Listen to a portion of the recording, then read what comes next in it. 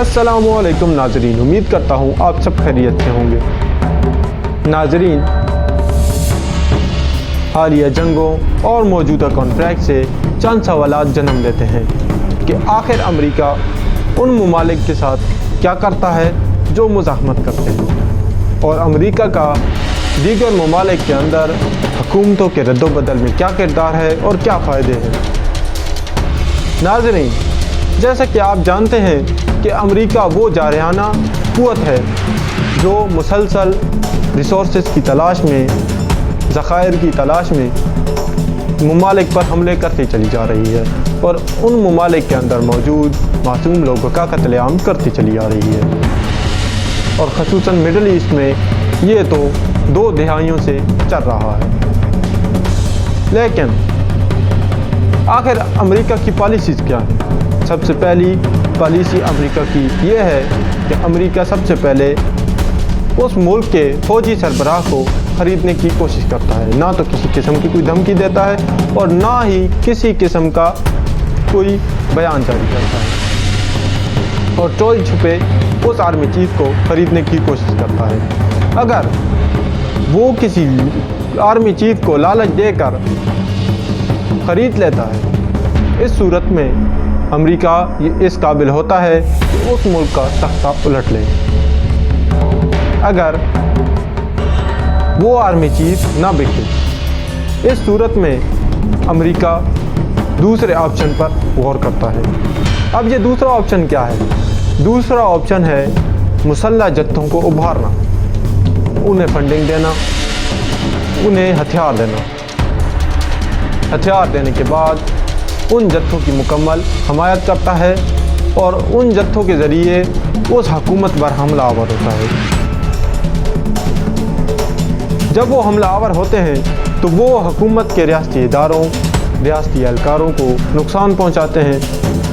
अगर कोई हुकूमत उनकी ताब ना लाए, जैसा कि आपने ये मंजर शाम में देखा है, HTS जो ग्रुप है उसने शाम में जो है हुकूमत पर हमला किया और हुकूमत का तख्ता उलट दिया।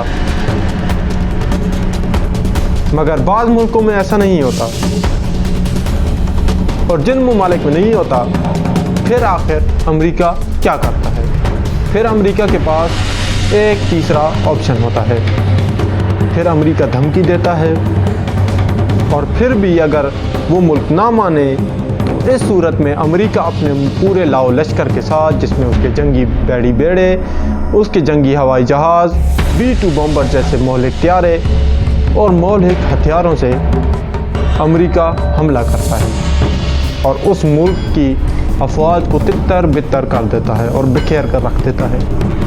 और ये अमेरिका का आखिरी ऑप्शन है। अगर इसमें भी अमेरिका कामयाब नहीं होता, जैसा कि हम मौजूदा कॉन्फ्लिक्ट में ईरान के साथ देख रहे हैं कि अगर अमेरिका कामयाब ना हो तो इस सूरत में अमेरिका झंझलाहट का शिकार हो जाता है, क्योंकि सामने से मुज़ाहमत होती है और ये अमेरिका कामयाब होता नहीं दिखता। जी नाज़रीन, जैसा कि आपने अफ़गानिस्तान में भी देखा है कि अमेरिका 20 साल जंग के बाद वापस लौट गया, शिकस्त खाकर चंद हज़ार लोगों से, वैसा ही ईरान में भी मौजूदा वक्त में अमेरिका के साथ यही हो रहा है।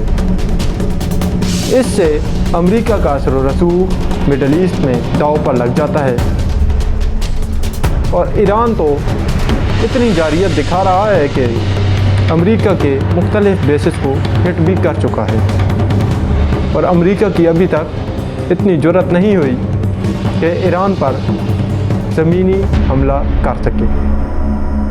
और अगर अमेरिका ज़मीनी हमला करता है तो इस सूरत में मुख्तलिफ इस्लामी ममालिक से अवाम इकट्ठी होकर ईरान में अमेरिका के ख़िलाफ़ मुज़ाहमत कायम कर सकती है, और इस सूरत में अमेरिका को यहाँ से भी शिकस्त का मुँह देखना पड़ सकता है। तो नाज़रीन, आप इस कॉन्फ्लिक्ट के बारे में क्या कहते हैं?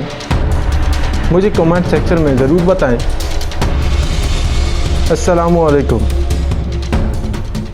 इजाज़त चाहता हूँ।